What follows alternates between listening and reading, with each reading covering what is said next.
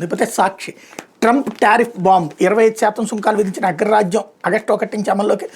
రష్యాతో వ్యాపారం చేస్తున్నందుకు జరిమానా కూడా.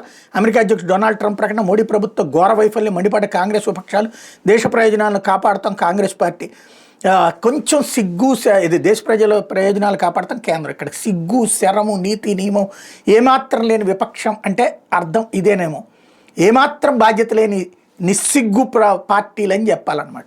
ట్రంప్ వేశాడు. ఇప్పుడు దాకా నిన్న పార్లమెంట్లో ఈ పార్టీలన్నీ కలిపిన ఏం మాట్లాడారు? ట్రంప్ టారిఫ్ల ఆంక్షలకి భయపడిపోయి మోడీ ఆపరేషన్ సింధూర్ని ఆపేశాడని చెప్పారు. ఇవాళ ట్రంప్ టారిఫ్లు వేశాడు. వేయగానే ప్రభుత్వ వైఫల్యం అంటే ట్రంప్ని మనం ఏమన్నా మన జేబులో ఉంటాడే ఏంది రేరా నువ్వు వచ్చేసి ఎట్టయింది 25 5 అయ్యి లేకపోతే 10 అయ్యి అని చెప్పడానికి సిగ్గుండాలి కదా వీళ్ళకి. సిగ్గులేనితనంతో నీచమైనటువంటి స్టేట్మెంట్లు ఇస్తున్నటువంటి దేశ ద్రోహుల కింద మారుతున్నారు ఇక్కడ విపక్షం. లేకపోతే నోట్ల కట్టల మాటున బాబు మహాకుట్ర అంటూ ఏ స్థాయికైనా